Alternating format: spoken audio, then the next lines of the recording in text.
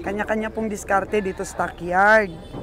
Kaya kung maraming nabili ang iba, dahil kaya naman po nilang labanan ang presyo. Pero kung kami po ay kunti lang aming nabili, dahil po yan sa hindi namin kayang labanan ang presyo po, mga kaganang buhay. Oo. Kaya kailangan may talino po sa pamimili.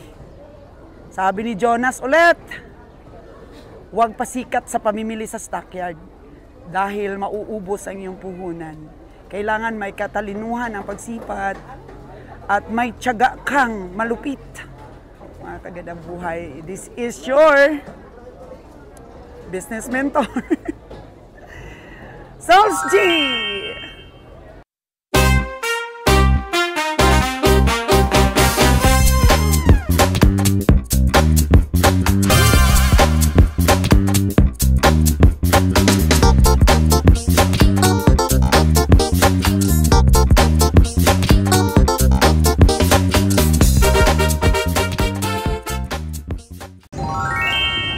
So, ayan po si tatay, ang may-ari po ng baka na to. Oo, tsaka bumigay rin, bumigay. 60K, nakuha natin. Ipapakilo na ni tatay, ipapakilo kunan po ng, ng credentials. Diba, mga kaganang buhay, nakukuha natin sa tiyaga ang ating mga tinatawarang hayop. So, ano po ang reason para magmadali po tayo sa pagsipat? Kaya tiyaga-tiyaga po. Uwi na yata itong isang sasakyan. Tanggalin nyo tayo, baka mabalian. O, maatras po yung isang may stress yung hayop ang stress. Oh no! Uwi po kasi, uwi na ang truck na ito. Kaya atras-atras na po. So, ito. Mga kagandang buhay at binigyan natin sila ng base sa kanila pong presyong 64,500. Binigyan natin sila ng base doon sa nabili ni Kabiang Roger ng 55K. So, sabi namin, tama lang ang tawad na 60 ni Kabiang Roger. Kasi ito po yung 55 ni Kabiang Roger.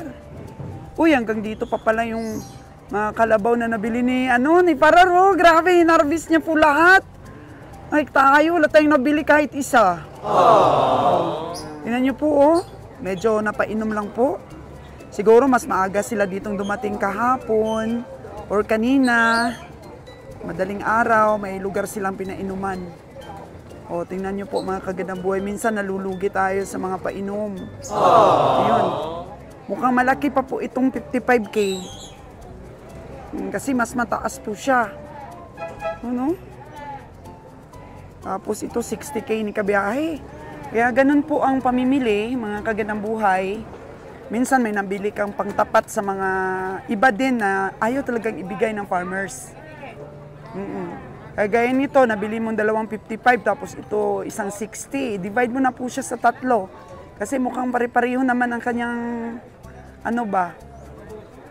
kanyang laki, oh. Tsamba pagkakabili ni Roger nito, siniguro talaga po sa 55K, oh. Wow! Ito, patulan niya ng 60 kasi mukhang mukhang siksik ang laman. Yun po ang explanation doon, sabi niya kanina sa akin. Papatulan ko siya ng 60 kasi mas siksik ang laman, mas bilog po ang perna. Oh, di ba? Ganon, 3 lang ang nabili ni kabiyahe. Pero napakaganda po ng mga nabili. Kaya mas maganda pa rin talaga na busy ka. Kanina busy sila sa kakaikot-ikot, sa pag-pleasing-pleasing po ng mga itsura ng mga hayop, sa pag-istorya-istorya sa mga farmers at saka mga ahinti. Kasi pag may ahinti po kasi, mediator talaga eh. Oo. Pag hindi na talaga nila mapresyuhan si Kabiang Roger, tatawagin nila yung tunay na may-ari. Kasi buo talaga yung loob ni Kabiyahe. Oo. Okay. Pakilo na nila tatay yung nabili nila. Ito. Si farmers, ayaw pa rin talaga bitawan. Si 47 ni Kabiang Roger na tinatawaran. 49 pa rin po sa kanya. Tingnan natin mamaya, ha? Kasi hindi na daw magdadagdag si kabiyahe. Nasa kanila na lang daw kung ibigay nila. Minsan kasi, mga 2,000 yung tubo nila, hindi pa sila kontento. Nagtatry pa rin sila na mabenta na medyo mataas-taas po ang tubo nila. Kaya minsan, bumibigay na rin. Kaysa naman po pamasahihan nila pa uwi. Bigay na rin nila. O yung taga Cebu, grabe naman makatawa. Siguro ang dami nang nabili nito. Ang saya nila dito sa backyard ah. Ayos ba yung experience nyo dito? Masaya lahat dito. Masaya daw lahat. Mukhang ayos yung experience ng ating mga taga Cebu ah. Jo! Mukhang masaya. Jo, mukhang masaya ang experience ng mga taga Cebu. Wala. Hindi ka pa rin, si pa rin, si Junjun Parar pa rin po ang panalo. Grabe hanggang likod. Nakamarka ng dilaw. Dilawan ka pala, Jun. Oo, dilawan pala po si Junjun hanggang sa likod, hanggang dito sa harap, oh. Mula sa harap hanggang doon. Hanggang doon sa likod ng truck po natin, mga kagandang buhay. Grabe. Nakaka-inspire ka, Sir Junjun. Oo. Nakakabilib ka. Oo.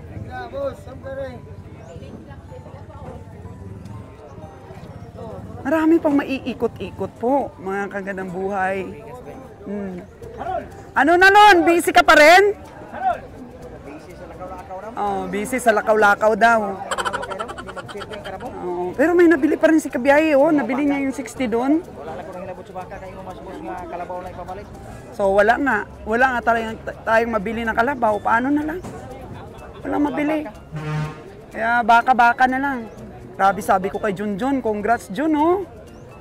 Mahigit 50 yata yung nabili niya. O mga 30 ito, 1, 2, 3, 4, 5, 6, 7, 8, 9, 10. Inutang niya. Dami. Taas ang presyo. Taas ang presyo. Mahirap, no? Mahirap. Labaw na pa 1,000. Magsilbi na. Saan naman mo lang. Para makatag lang kasi mo suki. Para makabigay ka lang sa suki mo. Lugi ang biyahe. Lugi ang biyahe, magdadive ka. Ay tayo, kakaiba tayo. Gusto natin sigurado. Bisag pamasahe lang. Kahit pamasahe lang, makasurvive ang expenses at makasweldo tayo sa ating mga tao. Hirap ito, yung ganitong hanap buhay. Kailangan natin ng mga honest na mga tao dito at matitino. Kasi minsan mga tao din ang naglulugi sa isang komprador, sa isang negosyante. Kung hindi po tayo mapagmatsyag at hindi po tayo magaling sa pag-manage po ng ating mga tao at sa ating negosyo. Tiyaga talaga. Nabili po ng taga Cebu, mga kagandang buhay, yung tinatawaran ni Kabiyang Roger kanina na sana mababa pa sa 80K. So hindi binigay, mga kagandang buhay, kasi nga 85K daw yung puhunan nito ng ating mga ihinti at nabinta lang po ng 77. Pati po yung pamasahe nila papunta po dito ng stockyard, all in all po ang talo ng ahinti dito is 9,000. Ayun po, yung ahinti po nito na nakabili, mga kagandang buhay, is yung ahinti po natin sa kambing, di ba po? Na feature po natin kanina. Ang ganda po ng kanilang lampahan. Talagang hindi nahuhulog yung mga kambing. At saka mga baka po at kalabaw. Dispersal po pala yung sa kanila. Laki ng truck nila. Ang ganda. Ganda ng truck nila, oh. Yun, nabili po nila yung tinatawaran natin kanina, malaking baka. 77.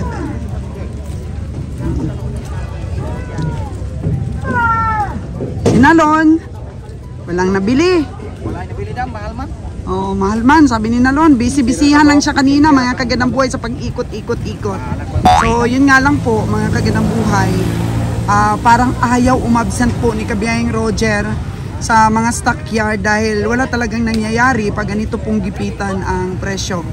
So, hindi niya madili-deliver ang mga alagain na order sa kanya.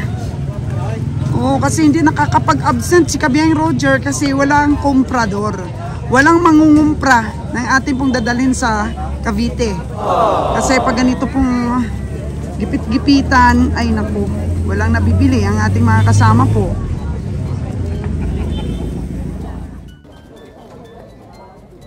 Dati daw po itong taga Cebu is mga dispersal lamang po ang binibili. Pero ngayon po kasama na yung mga baka. Kasi alam nyo naman, medyo marami po yung demand sa Maynila ngayon. Or kahit saang lugar, malaki po ang demand ngayon ng karne, no? Kaya siguro namili din sila dito. At kahit mataas po ang presyo, kailangan nilang makabili. Kasi kailangan talaga siguro nila. Ganda, nagandahan po ako sa damyo nila, no?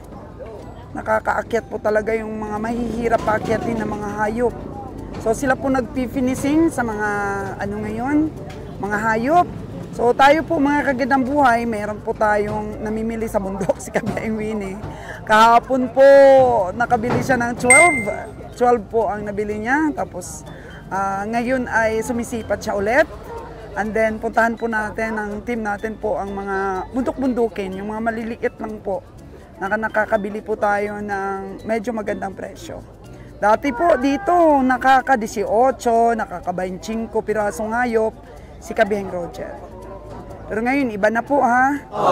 Kasi medyo 85% na po sabi sa vlogs po ni Kabiheng Roger sa upload niya. Panoorin po ninyo yung upload niya kaysa isang niyang upload. 85% na daw po, nagbigay siya po ng update kung ano na po ang lagay ng pamimili ng team at ng biyahe ng team. So, pinagmalaki po ni Kabiheng Roger na 85% na po ng mga pamimili namin ngayon ang siguradong kita. Dati 85% na siguradong lugi. Oo, kaya halos maubos po yung ating puhunan. Ngayon po nagkabaligtad, 85% na nananalo na po tayo. Kasi nga, ganito na po ang style natin. Yung paunti-unti lang po, di tayo nape-pressure kasi po yung iba, hindi nila sariling puhunan. Kaya pinipressure po sila ng mga amo nila sa Luzon na kailangan ganitong week makapagpadala kayo ng isang 10-wheelers. Ganyan. So, pressured po sila masyado sa pagsipat ng mga hayop. Pero tayo, hindi po tayo pressured dahil oo, tumutulong po sa atin yung ating mga taga-katay, pero down payment po yun. Down payment. Pagdating po ng ating mga hayop doon sa katayan, saka pa lang po sila magpapadala ng kanilang down payment. Diba siguro? Siguro talaga, sigurado na hindi po sila na 1, 2, 3. O kasi marami na rin po silang karanasan na nag-finance po sila, pero na 1, 2, 3 po sila. Kaya mahirap po talaga yung maano ka, ayaw mo na magtiwala, mga kagandang buhay. Sa atin po, bago sila mag-down payment, ay nandun na po ang hayop. Minsan naman po, pag maganda yung mood nila, nagkakarga na kami dito, saka pa lang po sila magpapadala.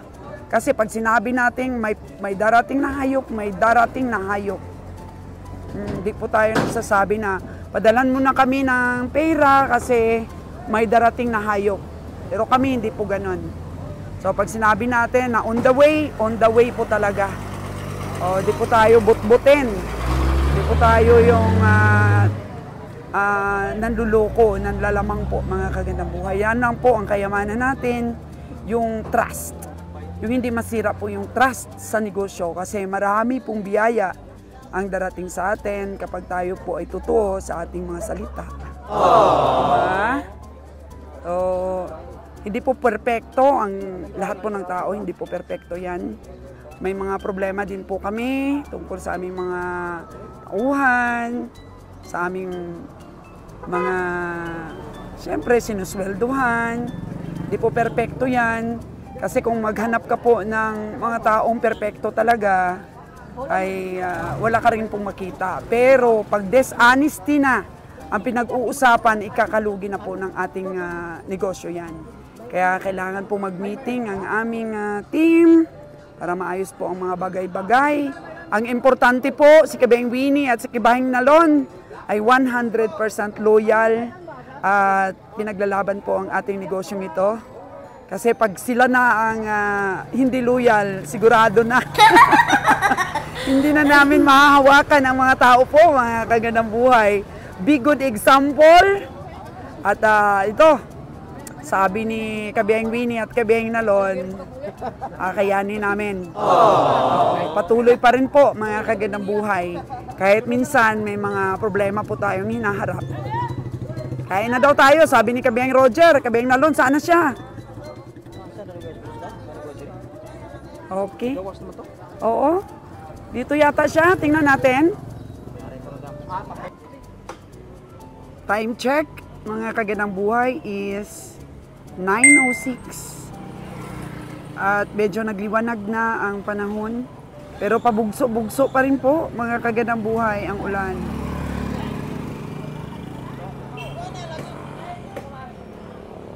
Bago tayo kumain kanina, ay tatlo na ang nabili ni Kabiyeng Roger. Kinarga na ang mga nabili ni Junjun Parar. Kinarga na. Punong-puno naman po itong isang hanap buhay po ng isang truck na to is maghakot po ng mga iba't ibang nabiling ng komprador. So, iba't iba po may-ari ng truck na to. Ito, ayun. Yun po. Mga 5 pirasong kalabaw na malalaki naman. Itong isa. So, mga kambing kanina, hindi natin po na feature. Pero as usual, punong-puno din po ang truck ni Sir Atong. Para po sa mga kalabaw at sa baba po mga baka. Wow!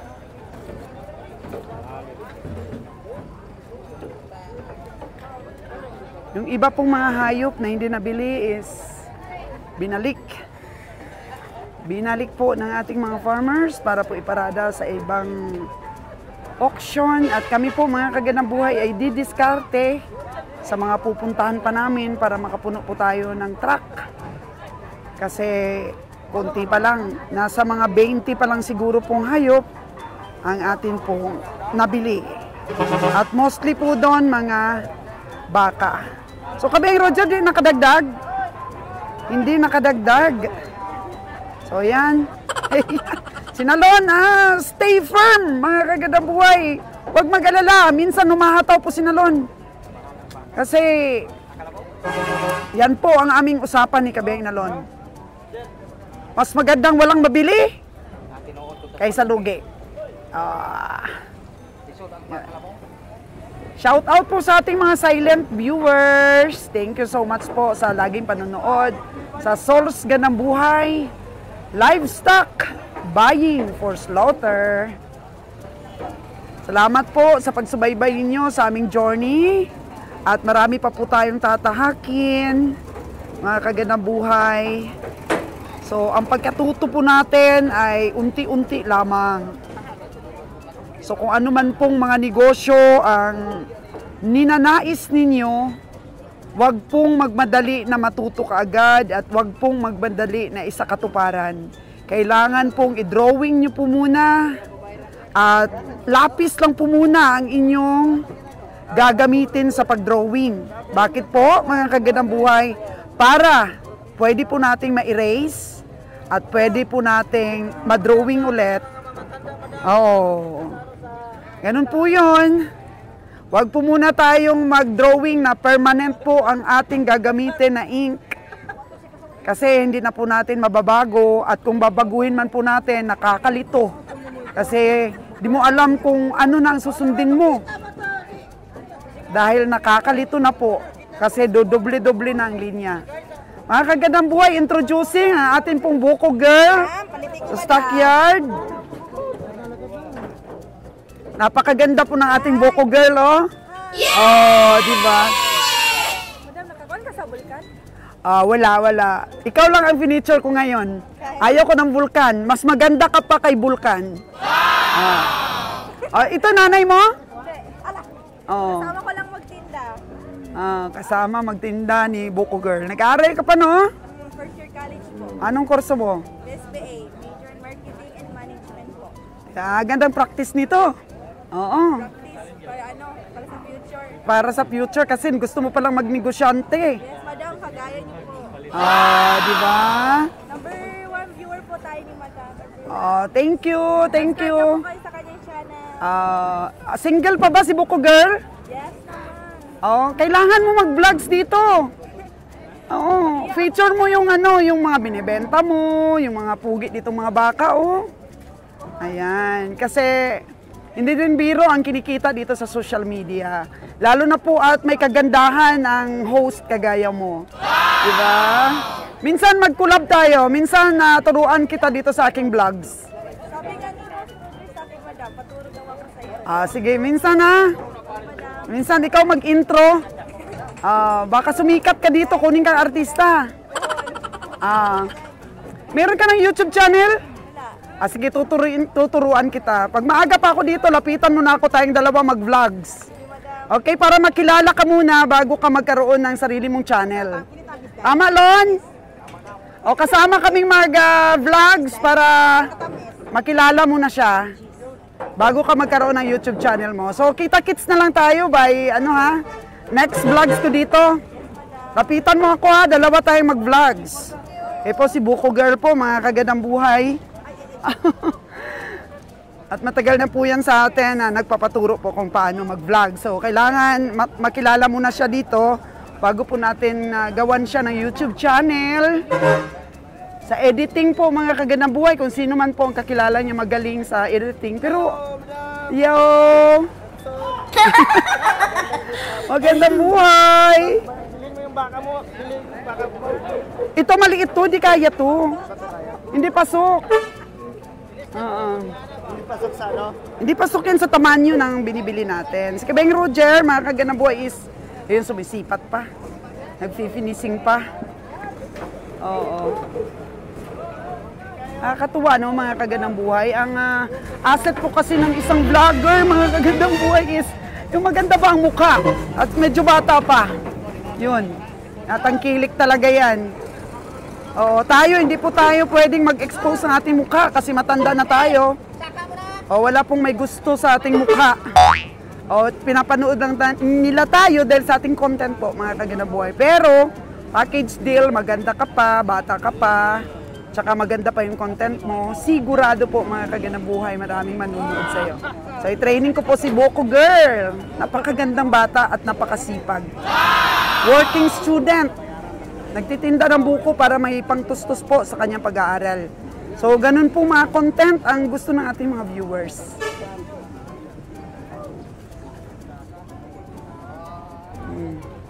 Kaya ano mo talaga yan, asset. Kung good pleasing personality ka. Ganda yun, matagal ko na ditong nakikita yun. Minsan bumibili kami maramihan sa kanyang buko. Ang lalaki mga kambing, Yun. Ang lalaki.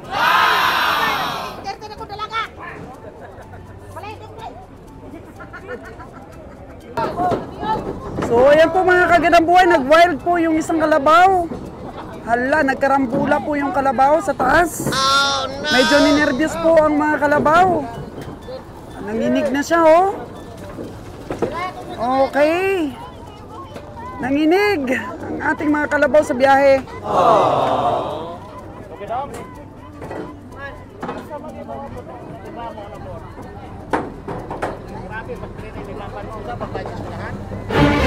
Ay! Ay! Kagay Roger, naku, magpakamatay ka! Happy!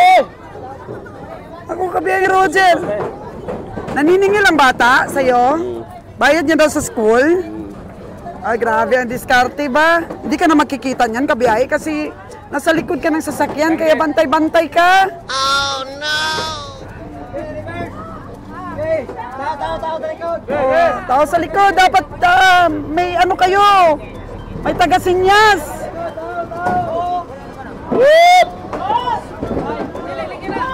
Ay, grabe naman to. Mga tao, Taglong! Grabe, astig kayo ng driveran eh. Ganda po ng truck. Ganda ng truck ni Sir Ali. Astig ang driver. Minsan na, mukhang ano didisgrasyahin si Kabeng Roger. Oh. Oh, bayaran na natin si Hugo. Akit na ang ating mga nabili, mga kagandang buhay. Akit na. Dahan-dahan lang. May 200 dong. Sunod lang dong. Gimana dong?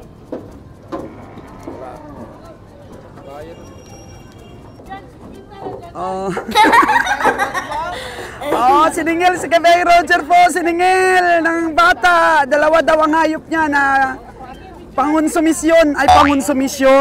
Komisyon po, mga kagandang buhay. So mag-aral mabuti dong ha. Saka dito ka lagi sa stockyard para matutong kumita ng pera, bata pa lang. Oy, tatay, wave ka muna. Grabe ang training mo sa anak mo. Saan yung papa mo? Andun siya sa truck? Oh, okay.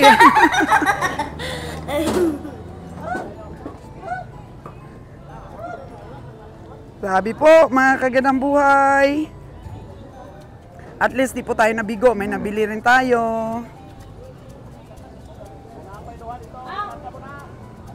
So 5 ang ating nabili, 3 kay Kabeng Roger, tsaka kay Buni 2.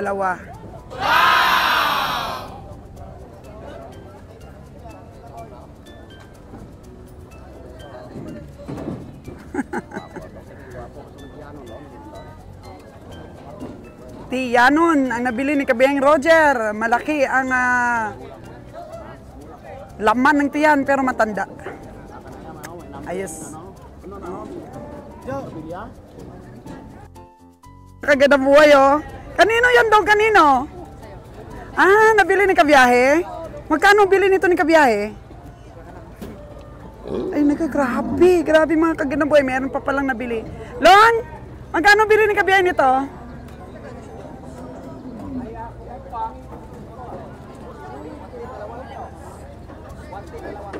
Yun yung kay Bonnie? Ay, hindi. 110 2. Saan yung dadalhin?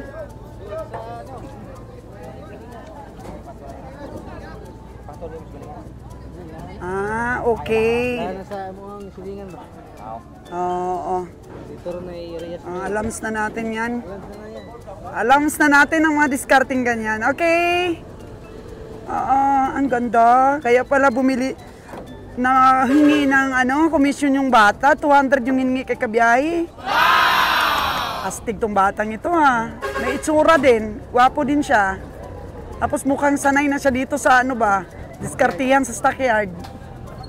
Okay kayo po mga kagandang buhay. At si Kabeng Roger po ay kumuha ng credentials ng ating mga hayop. Nasa 5 po ang kinunan ni Kabeng Roger ng credentials. Punta tayo dito, makapaghugas man lang po ng ating paa. As usual, ganito pa rin po karami ang nabili po ni Sir Atong. Madam. Oo. Dami pa rin ang nabili ni Sir Atong ng mga kambing at mga baka dahil sarili po niyang katay ito. Sa ating mga viewers na lagi pong nagko-comment, oo, kanya-kanya pong diskarte dito sa stockyard. Kaya kung maraming nabili ang iba, dahil kaya naman po nilang labanan ang presyo. Pero kung kami po ay kunti lang aming nabili, dahil po yan sa hindi namin kayang labanan ang presyo po, mga kagandang buhay. Oo. Kaya kailangan may talino po sa pamimili. Sabi ni Jonas ulit, huwag pasikat sa pamimili sa stockyard dahil mauubos ang iyong puhunan. Kailangan may katalinuhan ang pagsipat at may tiyaga kang malupit. Mga kagandang buhay, this is your business mentor, Sauls G!